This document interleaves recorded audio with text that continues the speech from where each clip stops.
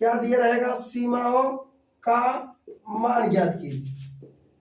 देखिए प्रश्न लिखने में जो भी समय व्यतीत होगा उसके लिए हम क्षमा चाहते हैं क्योंकि डिजिटल बोर्ड है नहीं। और उसके बाद पहला प्रश्न है लिमिट एक्स टेन टू और जो है 3 और यहाँ पर एक्स प्लस 3। देखिए इसमें आप लोग पहले लिमिट का आपको क्वेश्चन देख लीजिए। जैसे एक्स टेन टू 3, अब देखिए समझाने में 1-2 सेकंड लगेगा और उसके बाद लगाने में आप हर एक सवाल हमारा चेक करेंगे तो 1 सेकंड में लगाओगे। हर एक सवाल का बात करें। एक्स टेन टू 3 है, एक्स स्थान जैसे आप लोग यहाँ पर 3 रखेंगे, 3 रखेंगे और ये लिमिट हट जाएगा। तो लिमिट हटाने के लिए एक्स मान रख दिए, एक्स टेन टू 3, तो आप 3 रख दिए, 3 + 3 = 6 हो गया।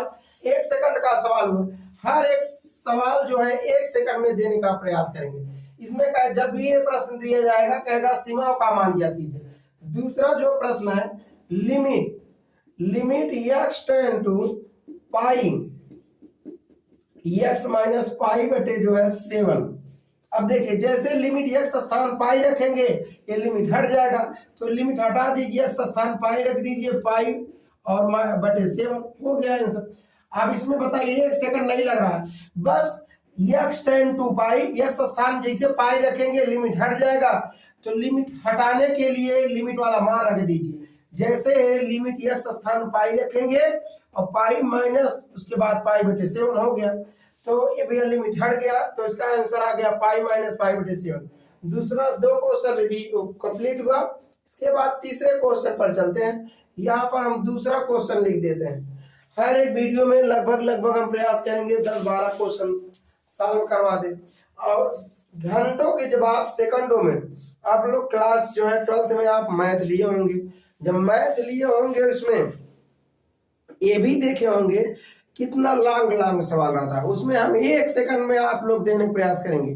क्योंकि भैया हम भी 10 साल पढ़ाता, मतलब क्लास 12th का जो है मैथ फिजिक्स पढ़ाते हो गया, तो हम मिटा दें। चलिए आगे देखते हैं, फटाफट आप लोग देखिए। अब इसमें तीसरा प्रश्न, खाली देखते रहिए फटाफट बस। उसके बाद लिमिट r टेन टू जो है 1, उसके बाद पाई r स्क्वायर है, तो जैसे r का मान 1 रखेंगे तो लिमिट हट जाएगा, तो पाई इंटू r का मान 1 का स्क्वायर पाई और 1 का स्क्वायर गुणे 1 होगा, पाई 1 के पाई।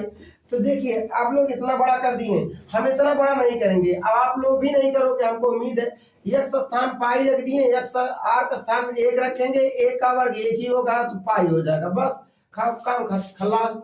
उसके बाद चौथा प्रश्न एक तरफ से लगा रहे हैं आप, जो है एनसीईआरटी का बुक क्लास 11th का मैथ उठा लीजिए, एक तरफ से इसमें क्वेश्चन मिलेगा और हर एक सवाल सेकंडों में। अब इसके बाद देखिए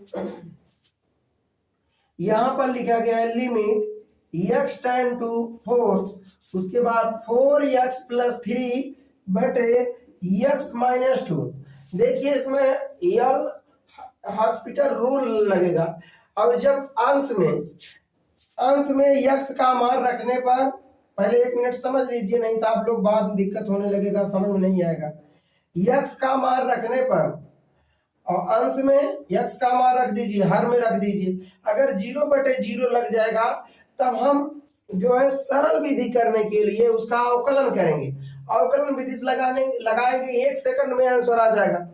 जब जैसे लिमिट का मान x स्थान 4 रख दिए, यहाँ पर 4 रख दिए, यहाँ पर अंश में 0 आ गया, हर में 0 आ गया, तब उसमें हम जो है अंश का अवकलन करेंगे, हर का अवकलन करेंगे। अंश का अलग अवकलन करेंगे, हर का अलग अवकलन करेंगे, उसके बाद लिमिट का मान तब रखेंगे तब आंसर आएगा। ये नियम आप लोग सीख लीजिए, क्योंकि जब ये नियम मिलेगा तो हम बढ़िया से बता देंगे, 1-2 मिनट रुक के बता देंगे भैया, उसके बाद आप लोग धड़ाधड़ लगाइए। फिर से बातें सुनिए, जब लिमिट का मान इसमें रखेंगे 0 आ जाएगा, अंश में 0 आएगा, हर में 0 आएगा, तब इसका हम आंसर हमारा गलत रहेगा, क्योंकि अनिर्धारित रूप हो जाएगा। तो हम यल हॉस्पिटल रूल से अंश का अवकलन कर देंगे, हर का अवकलन कर देंगे, तब लिमिट का मान रखेंगे, आंसर आएगा। अब कहोगे गुरु जी इतना लेट हो जाएगा, 1 सेकंड धैर्य रखिए, लेट नहीं होगा, लगाएंगे हम ना, आप भी लगाओगे, अगर लेट होगा तो बताना। अब यहाँ पर x स्थान क्या रखना है, 4, तो रख दीजिए। अब इसके बाद जैसे x स्थान 4 रखेंगे लिमिट गायब हो जाएगा, 4 × 4 और +3 और बटे x स्थान 4 -2। अब यहाँ पर 4 × 16 धन 3 बटे 4 में से 2 गए 2। अब यहाँ पर जो है 16 में से 3 19 बटे 2 हो जाएगा। हो गया भैया। कितना समय लगा, बहुत तुमको तो नहीं लगा, ज्यादा से ज्यादा 1 सेकंड या 2 सेकंड गया होगा। अब आगे चलते हैं, 2 सेकंड लगा तो बहुत ज्यादा तो फिलहाल नहीं लगा है। ये चौथा क्वेश्चन तक कंप्लीट हुआ, 5वां क्वेश्चन हम पर चलते हैं। चौथा क्वेश्चन कंप्लीट हुआ, 5वां क्वेश्चन पर चलते हैं। चौथा क्वेश्चन जो है कंप्लीट हुआ, 5वां क्वेश्चन पर चलते हैं। अब उसके बाद 5वां क्वेश्चन थोड़ा सा देखिए, 5वां क्वेश्चन थोड़ा से देखिए। लिमिट x टेंड टू, देखिए प्रश्न लिखने में भैया समय लगेगा, क्योंकि अपने पास इतना व्यवस्था भी है नहीं कि हम डिजिटल बोर्ड ले लें। ठीक, अभी जो भी व्यवस्था है उसी पर पढ़िए, उसके बाद डिजिटल बोर्ड जब आ जाएगा तो आप लोग हर एक सवाल देखते ही, ठीक है, अगर आप लोग नहीं लगाना तो आप बताना, मैथ का एकदम भैया कीड़ा बना देंगे आप लोग को। ठीक, बस लगे रहिए, बस जितना हम वीडियो हम भेज रहे हैं आप देखते रहिए, कहाँ से पूछेगा, सिलेक्शन यहीं से होगा। अब यहाँ पर x पावर 10 और जो है x पावर 5, और देखिए प्रश्न लिखने में समय लगेगा, उसके बाद x -1।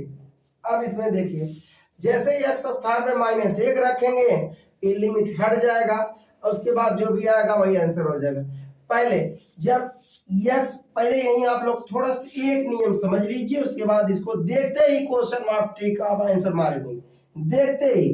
अब यहाँ पर x पावर अगर -1 रहेगा तो जब सम संख्या रहेगा तो उसका मान क्या आएगा,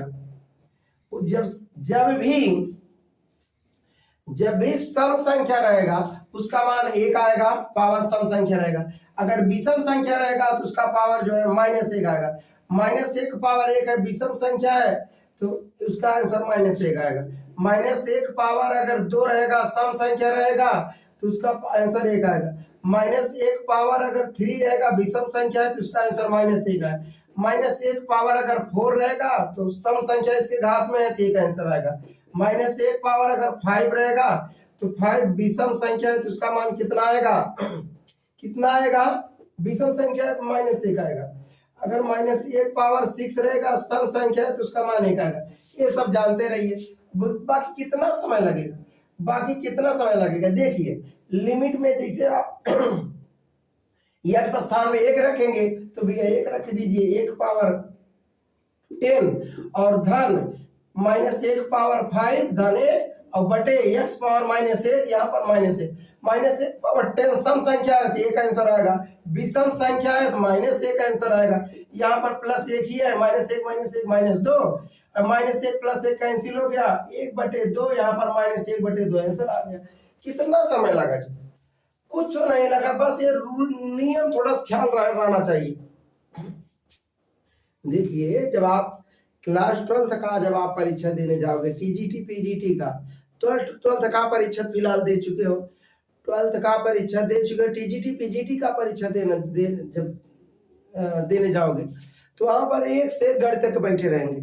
अगर हर एक प्रश्न 1 सेकंड में आप नहीं, ये सब अगर नहीं जानते रहोगे तो आप -1 पावर 10 बार करोगे काफी समय हो जाएगा, -1 पावर 5 बार करोगे तो काफी समय हो जाएगा, तो कैसे लगा पाओगे। अगर आप घड़ी के हिसाब से देखिए, आप लगाइए जितना हम लगाए हैं 1 सेकंड होगा, थोड़ा हाथ कैलकुलेशन पावर तेज रहना चाहिए। उसके बाद 5वां हो गया, 6वां पर चलते हैं, 6वां पर चलते हैं, 6वां प्रश्न पर चलते हैं।